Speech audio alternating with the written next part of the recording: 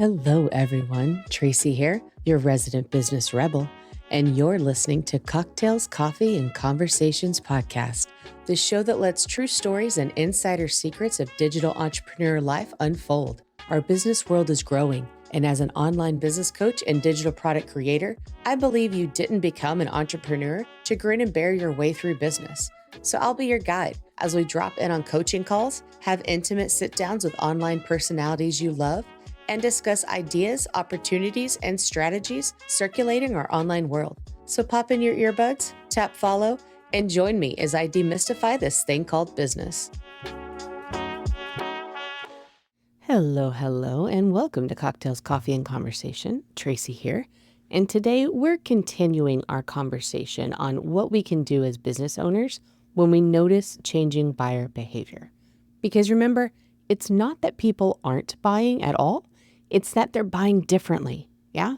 So how you can set your business up to be ready for these economical cycles, because they will happen at various times to various extents in our businesses, especially since we do business internationally. It's really important, right? And it sets you up for that longevity and to make you a sustainable and a viable business. Back in episode 14, I talked about how this is a natural evolution of a growing market and how using details, differentiators, and loyalty markers can breed longevity and set your business apart in the long run for success. But what about your offer structure? What can or should you do about your offer stack?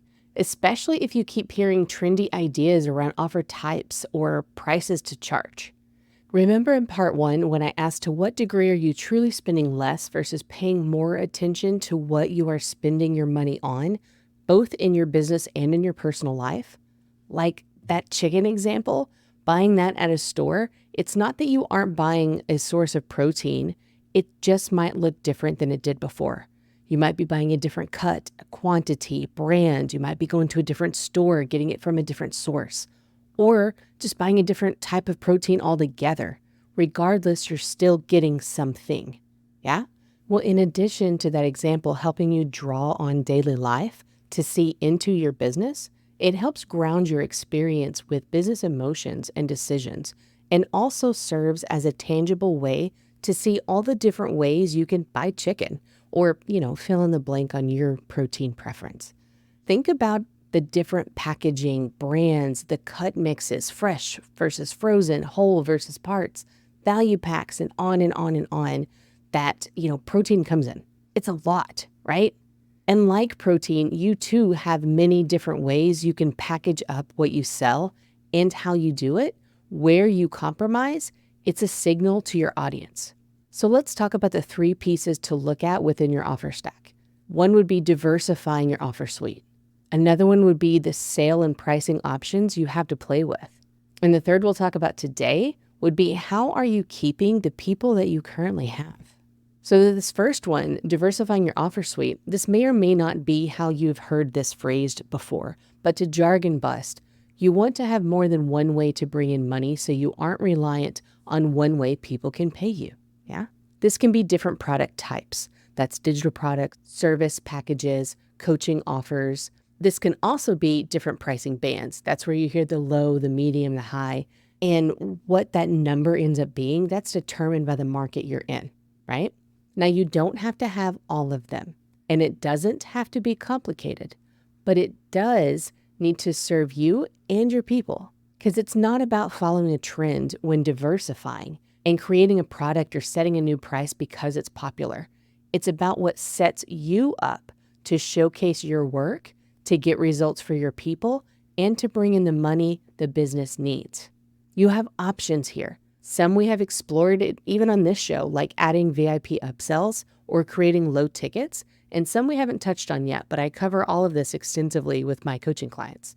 But again, it's not about choosing an $11 product because it's popular or creating a mini course because someone said to try it, okay? When you're curious and you do want to experiment with something, it's important to ground that curiosity in what is right for your business and looking at the cross section of what your people need with what you have the capacity for. Then you assign the dollar amount, or then you assign the product type after you've created it for your people first, along with your interest and your capacity. Okay? We flip it around. Yeah?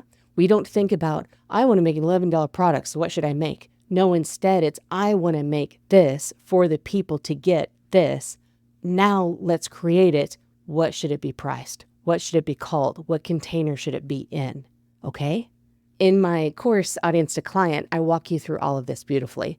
And I will link to that in the show notes because it is available on demand.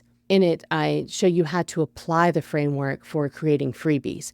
But the guiding questions and the framework itself is actually for any offer at any price point. So I'm going to talk about a couple of those right now. Because the guiding principle to start with is understanding whether you are helping different people through the same stage or the same person through all the stages they go through during a single process.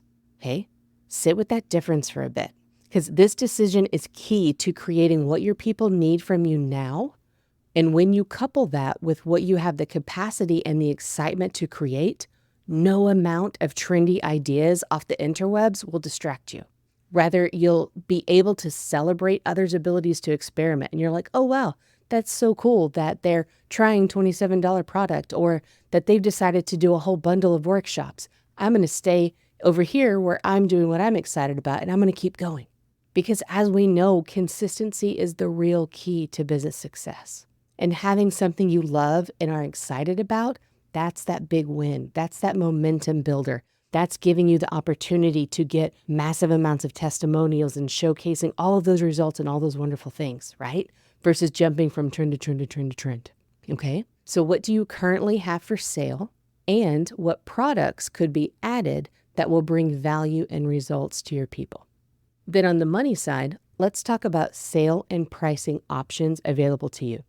Pricing, inflation, and personal situations will always vary, but ground in what you know about you and your people to make decisions. There's nothing wrong with flash sales or creating light versions of your packages as long as there's still a result to point to that people actually want. Yeah? And there's nothing wrong with trying something new as long as you do it from the right place and not out of a fear response. Think of pricing and sales mechanisms in categories, okay?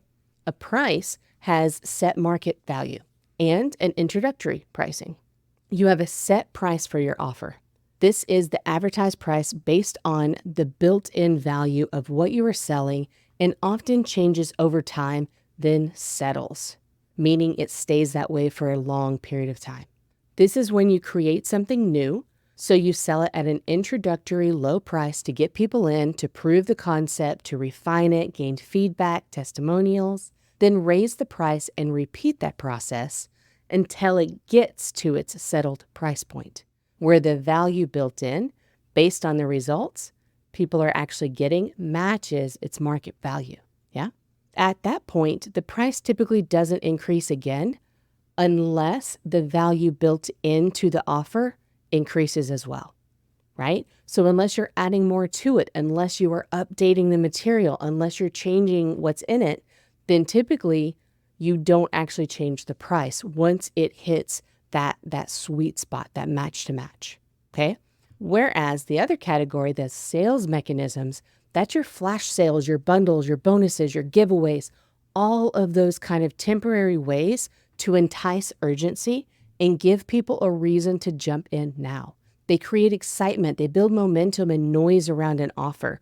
They show off the amazing results past clients have gotten and gives people a great opportunity to join.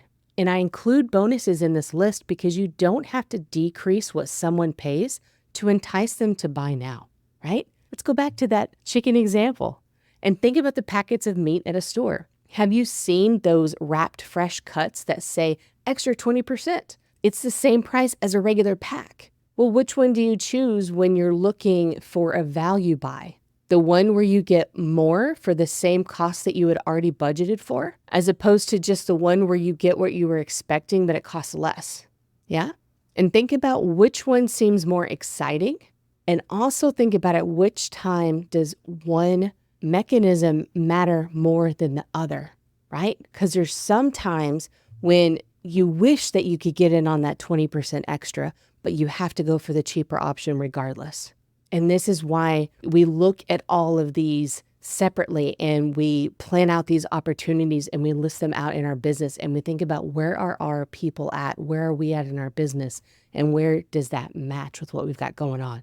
Because it's important to keep these ideas of our set price versus our sales mechanisms separate. Because when we worry about revenue being low and we think about the ways to get people to buy, reducing our price is often that initial idea, right? It's kind of that panic button. But we have to think, are you looking to mess with your set price? Or are you actually thinking of a temporary change in price to mess with urgency? It's also important to make this list of the right options for your audience and your business when you're outside the emotion of the situation. So you can call on that list when you're having all of the feels. Now, if you're already in all of those feels, I don't want you to delay making the list, right? But I will caution you to take extra care and to review that list and give it some space and time to breathe before deciding what to act on right now. Okay? So that third mechanism that we have, well, that's keeping the people that are already with you, right? So how are you wowing and celebrating the people who work with you now? Are you offering them loyalty offers like alumni rates or private sales, invite-only offers or continuation bonuses? This can be for clients, students, people on your email list. There's lots of exclusive groups you can give special attention to and special access to that will create loyalty and get them excited to join your next thing. Map out what you are doing and where there are some gaps. Look at what people are taking you up on and what they're not bothering with. What they do and don't know about. Where there's opportunity to give more and to ask them. If there are some things that people aren't grabbing, ask what would you actually be interested in? Do a survey, get some feedback, find out their level of awareness and interest. List out all the places people can find out about these perks and how often you're actually sharing them. Not just in recordings or at the bottom of an email or as a note in a lesson at the end of a module, but in all of those places. And telling people that they are in all of those places, okay? Because using diversity in your offers and the right pricing structure with sales mechanisms and wowing the people who already work with you are key pieces to keeping your offer stack ready to respond to changing buyer behavior. And if you're wanting support figuring all this out, like naming the details and how to share them, understanding pricing and seeing where you already are wowing people and where you can wow them more, jump into Boost the Value of Your Offer in a Day. Boost is one-of-a-kind program that gives you a left-brained loving workflow and structure to see the ins and outs of your offer as it is now, plus what it can be, and how to get it where you want it. Then it kicks off your creative right brain and get you writing out the best sales messagings so you know exactly how to talk about this offer to your dream clients. So they're excited and asking to join you. You get instant access to the full program, and you can use this process over and over again on any offer you want to supercharge. It has worked for hundreds, and it can work for you too.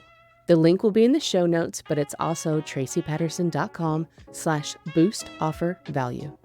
You've got this. I believe in you. And I'm also here for you. Until the next episode, be well and have some fun.